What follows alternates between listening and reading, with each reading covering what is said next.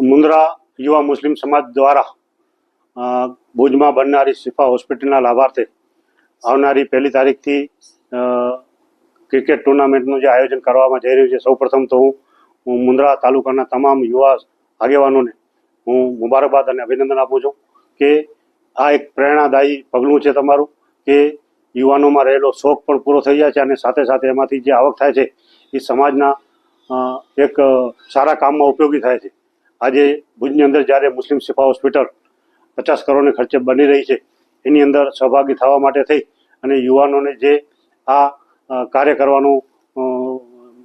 મન બનાવ્યું છે એના માટે થઈ ખરેખર અભિનંદનને પાત્ર છે. અને કચ્છ જિલ્લા મુસ્લિમ સમાજના તમામ આગેવાનોને હું વિનંતી કરું છું કે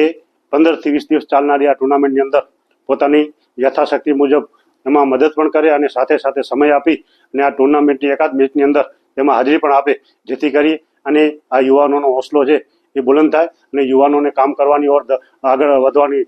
હજી એમને ધગશ થાય. સાથે સાથે કચ્છ જિલ્લાના અનેક યુવાનોને પણ અપીલ કરીશ કે આવા